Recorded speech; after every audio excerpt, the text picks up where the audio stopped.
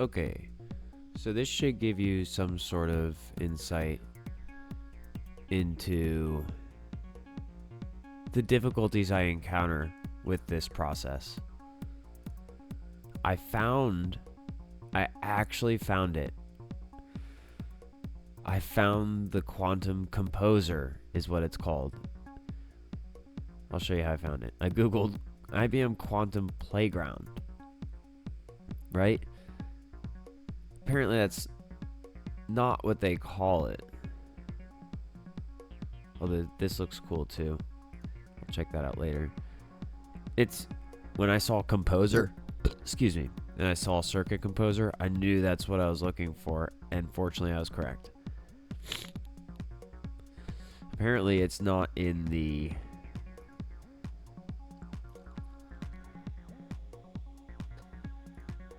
yeah, it's not. I don't know how to get here from here. Let me see if I can now find it. Open source resources. Let's try that.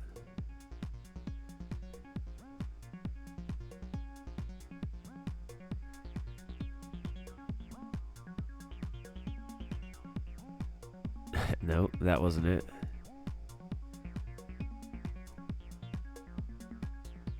See, all this is Qiskit, which is mostly coding, as far as I'm aware. But this is different. How did I get to here? Quantum.ibm. Is it the same? Docs.quant. It is that.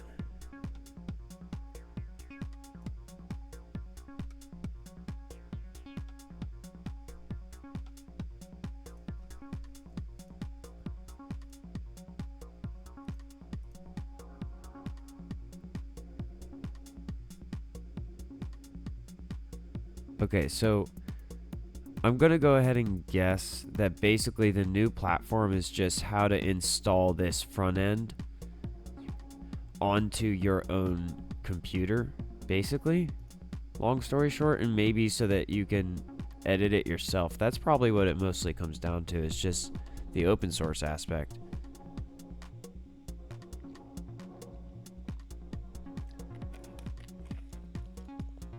And if I'm being more positive, the only reason they could then open source it, if I'm being,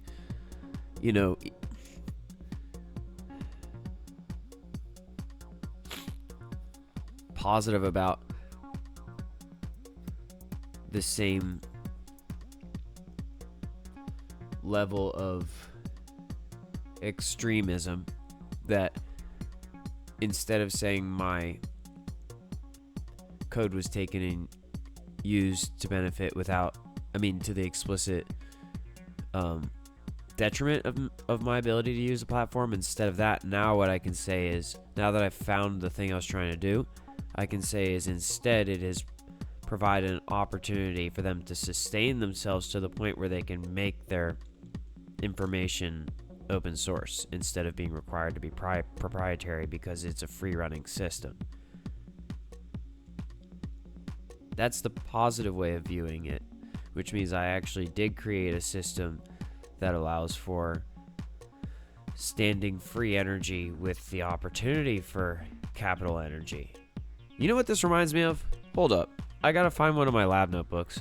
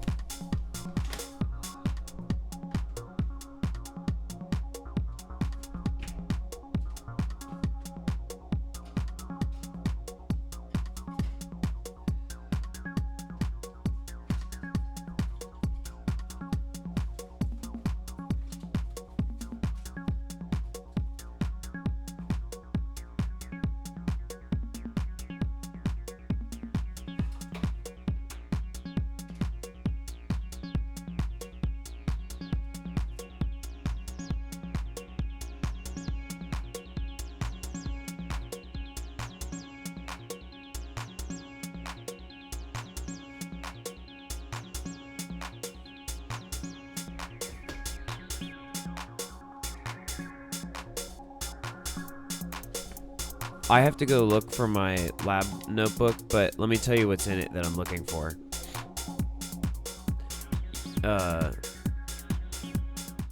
You know the CERN Hadron Collider?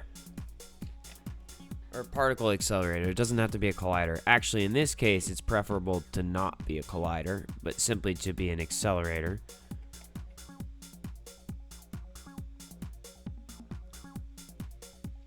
I modeled a potential design for a particle accelerator inspired ignition engine, combustion engine.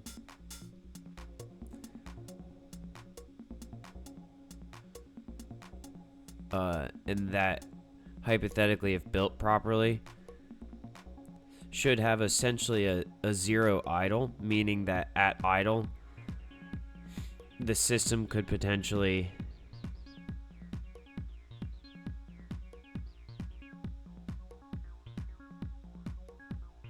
well, it depends on how you do it. There's a movie about this and why it's a bad idea to create systems like this. Why it's potentially a bad idea to create systems like this if you're not prepared for the consequences before you create the system. Especially if you try to apply the system immediately.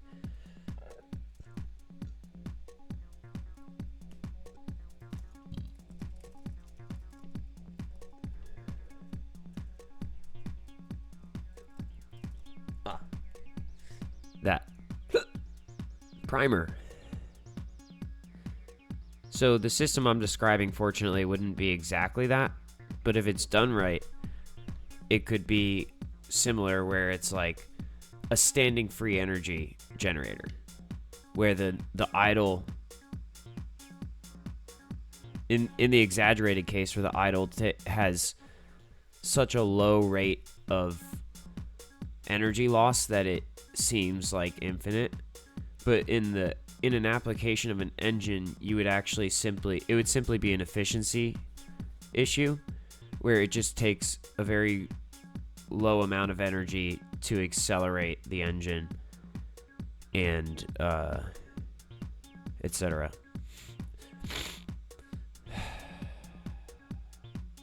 Now I'm going to go find the lab notebook while my brain matriculates the next quantum circuit.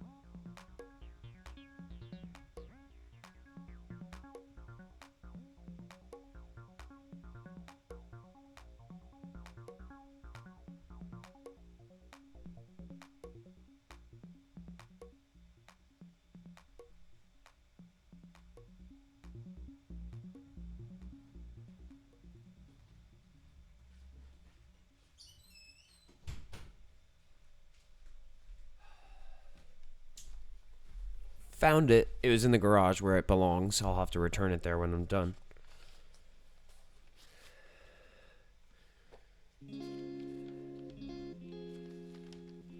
Here's the basic premise. I don't know if... Wait, I know how to find out. Let's talk about movies.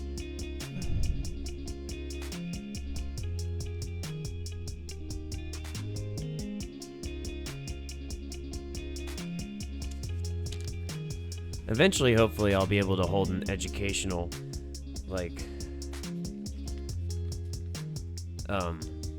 event. Recurring educational event. Not class. That's different.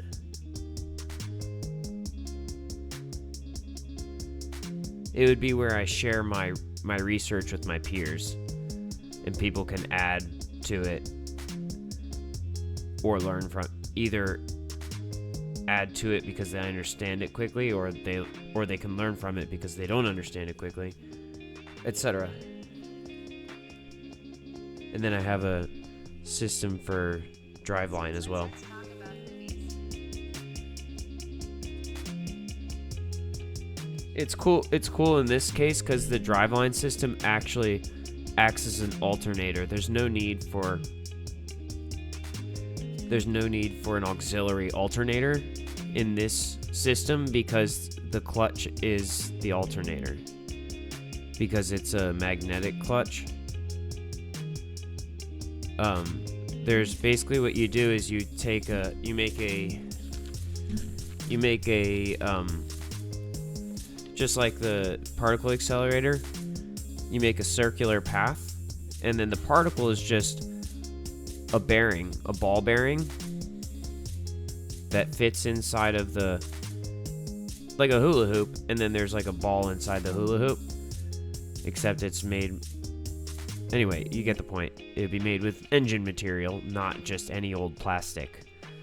Could be plastic though. Trying to think, remember. Yeah, you could make it with a plastic actually.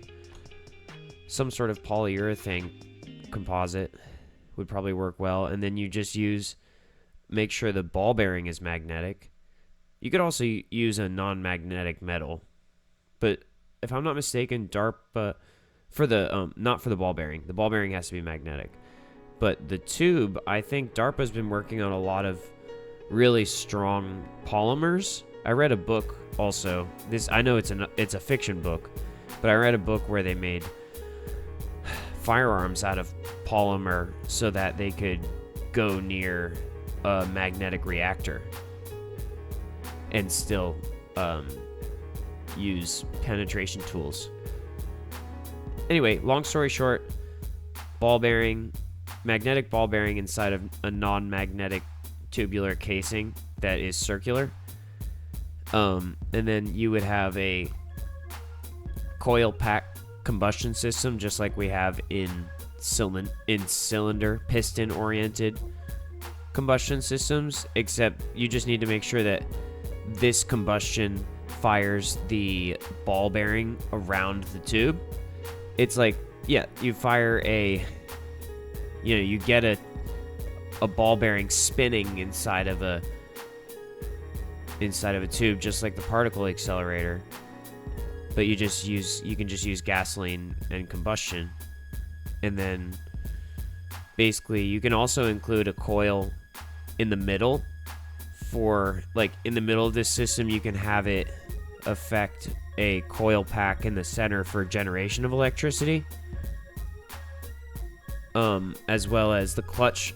Then the clutch system would be magnetic, there's a clutch plate with magnetic strips around the radius, and when the ball bearing is traveling around the tube, the coil pack in the middle would be generating electricity for the clutch plate, and then you would have an analog, like 0 to 100.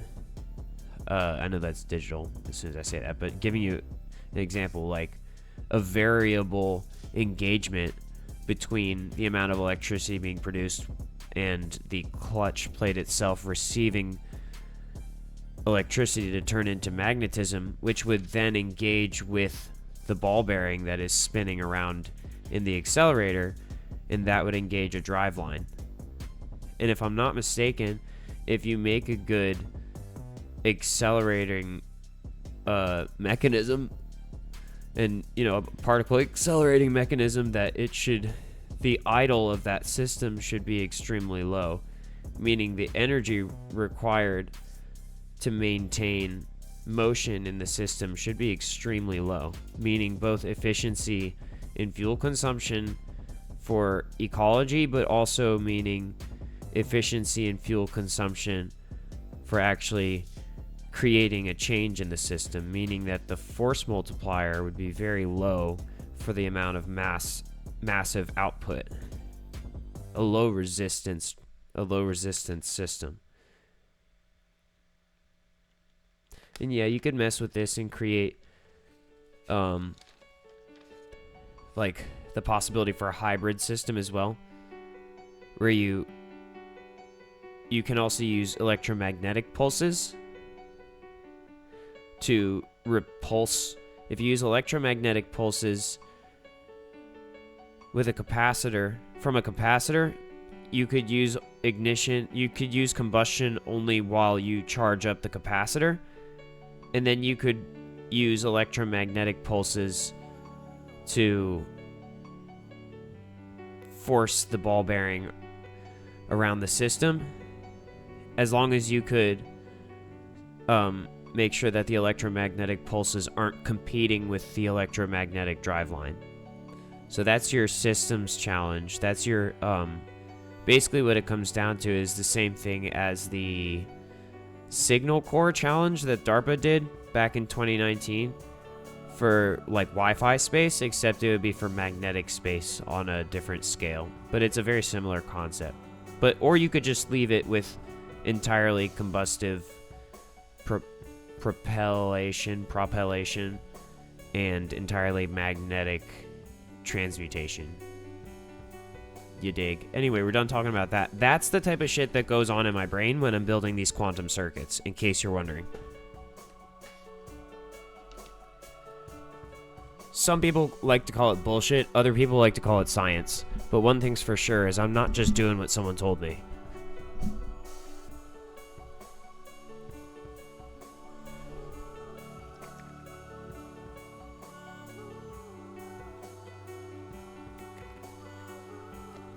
In fact, sometimes I'm explicitly not listening to what people are telling me to do because I want to figure it out myself, because I think I'm probably going to figure something else out that they didn't know. Because you can't, if I'm doing what you tell me to do, I can't do anything new. Unless you're telling me to do something new, in which case I'm doing what you told me. Either that or I tried and it's an accidental redundancy. Alright, let's do a new one. This is Untitled Circuit. This one could be called Success, I believe.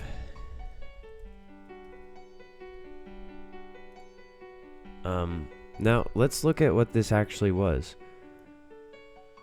Yeah, I think the output... Is this one that's tagged with an open QGASM? Yeah, that's the... I'm pretty sure. Wait, no. Maybe there's another one. Oh, shit. Hold on, let me... I don't actually know if this is the one. I titled it before I double-checked. That's dumb.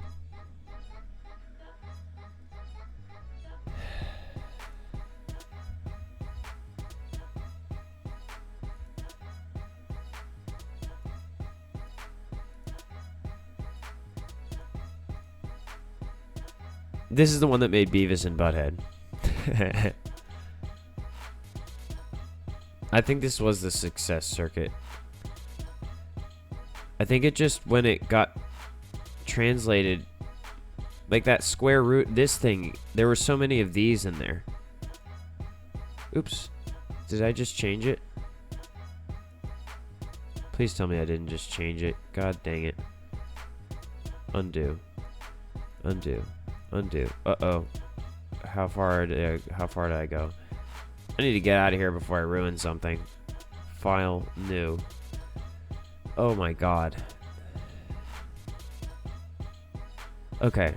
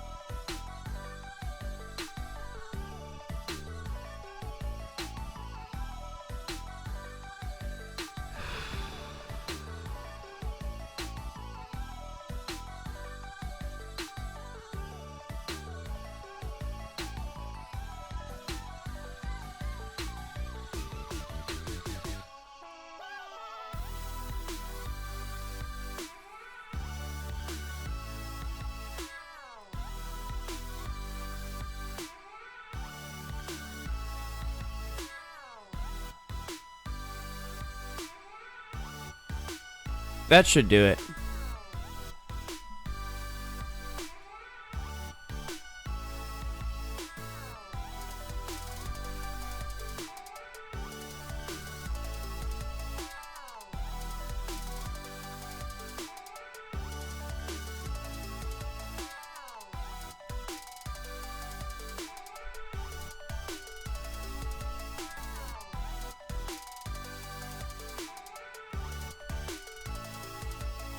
Yeah, see, look, that's the purpose.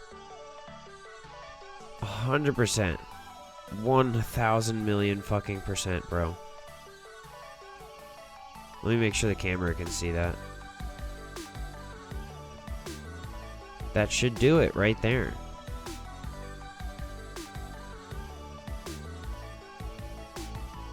Hold on.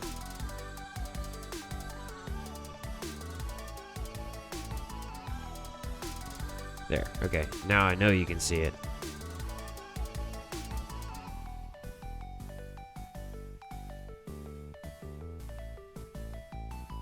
It's a good ratio.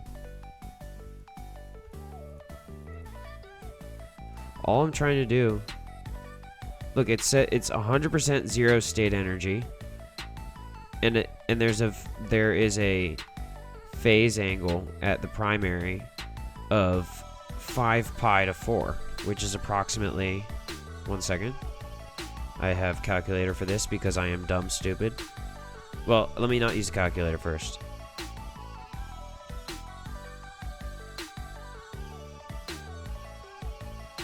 It's about 4 times. So a 100% zero state with a ratio of 4 to 1. That's what it is.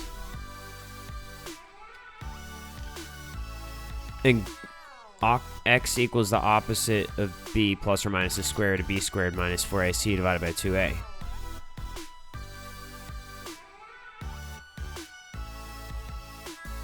Now that's what I call harmonic resonance. A zeroed wave with a harmonic resonance of exactly 1. It's impossible, and that's why it might tell me that it's not impossible. Let me rephrase that. It's improbable. It's so far on the improbable scale that it should be impossible, except that should is a word that is human, not mathematical. And so therefore, mathematically, it actually has to exist. Mathematically, that it has to exist. The system cannot function without one of these. It's basically the Higgs boson. I basically just wrote a formula to identify the Higgs boson. And so that's why it might say failure, because it's like, well, we didn't complete this circuit. Yeah, but someone did. So let's see what it tells us when I run it.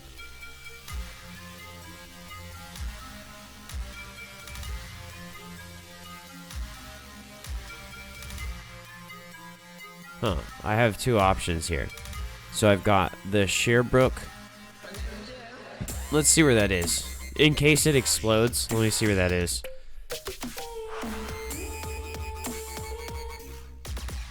It's in Quebec. It's in a big city. What's the other one? Brisbane. Alright, I need to see what the depression rates are.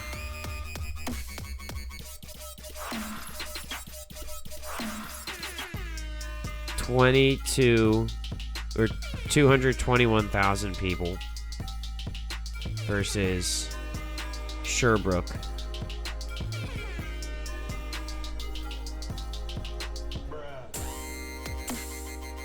Relatively low? Okay, then let's not run it there. Unless they're lying. But that's not my fault. They shouldn't lie on the census. Alright, let's do... Wait, which one was that?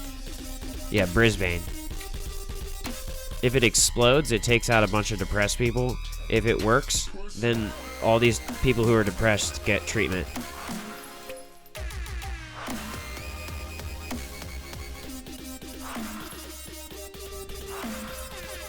Wait, let me see how many shot. 10, 20, it should be 2048.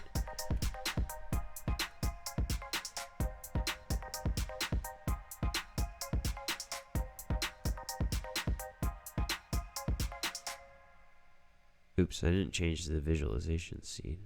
I hope that's okay. How did it say? What did it say? Okay, sent to. Let's see what happens.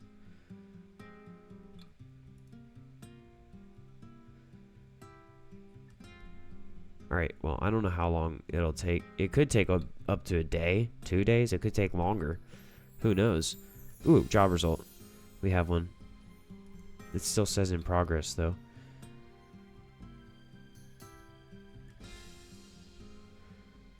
Let's double check that. Completed. I mean, yeah, okay, so we got confirmation. It's the same as projected.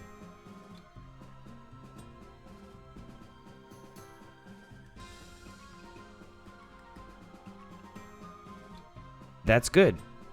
A frequency of 2041. That means we only had 7 misfire. Oh, yeah. Outcome. Oh, that's fascinating. So 7 times out of 7 times out of 2048, it returned. It ate up one of the bit samples, meaning for every unit of time, because this is an alternating system,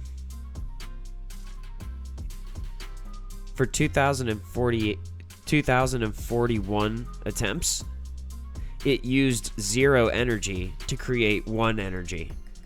And on 7, it took 7 tries. There were 7 times where it took 1 energy to create 1 energy. So there were 7 times where we did not lose. I mean, we did not gain any energy, but we didn't lose any energy. I think when we double check, yeah, we absolutely. Oh no, we may have lost energy. There's a 25% chance that every time it ate up an energy, that it lost 9% of that energy. So let's just say 1 out of 4, which would be, let's just say 2 out of 7. 2 out of 7 times, we went from 1 energy to 0.1 energy. Which actually, we need that. If we don't have that in a system, it won't stop. All we have to do is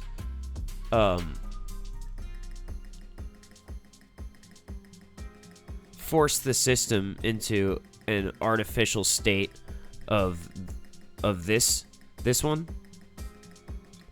and it'll decelerate at a 90%. That's amazing. That's an amazing braking ratio. You'd be lucky to get 73%. You'd be lucky to get any braking at all. This is great, because that means you don't need an external braking system for this quantum arrangement. Just like when I ride my pit bike, I don't have brakes, I just use engine braking. And then you can still apply an external energy force to this resonance factor, which means if you get it to 0.1 energy state through artificial phase state, because you can force a phase state. If you get it all the way to 0.1, then you can use external force to return it to 0. And I don't mean 0 state well, yeah, you could have it force it back to 0 state, creating a stored potential of 1 energy, which fortunately it does go above 1 energy. You'll have to do something about that. Oh, but that's just, duh, I forgot. So that's even funnier. So you can force that phase state. It was important that I distinguish that, and this is why I do things one at a time. But then you can also force this phase state, which you shouldn't do for too much. This is like overclocking. These two states are overclocking. Do you want to overclock by 10%? Wait, is that 10%? 1%? Do you want to overclock by 1% or 10%? Like boosting. One energy is good enough for most applications. But that's standing energy. It's standing energy from 0 to 1. Takes 0 input to maintain 1. you have the potential to force it into a 90-degree decrease. And then you also have the potential to force it into a 10%, a 1% or a 10% increase. And if you can create a parabolic relationship between the two in your system, then you can actually have an attenuator between all these states. So my job is done. That is what I was thinking, and that is what I created. It's time to make sure this project is saved and to thank everyone involved for helping me prove this theorem, even if it comes out to a null process. At least it was done for science and recorded.